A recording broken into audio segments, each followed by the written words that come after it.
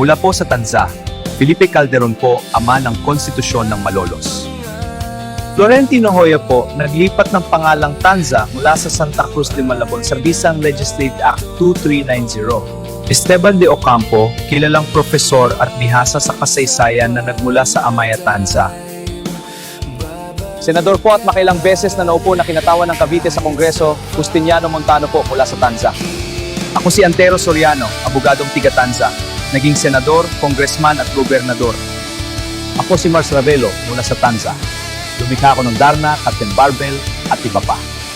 Ipimaco Velasco po, dating gobernador, DILG Secretary at NBI Director na Tubong, Tanza.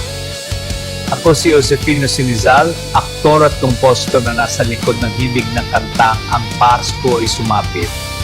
Ako si Justo Torres Jr., isang kilalang maestrado sa Pilipinas na nagsilbi bilang Associate Justice ng Korte Suprema.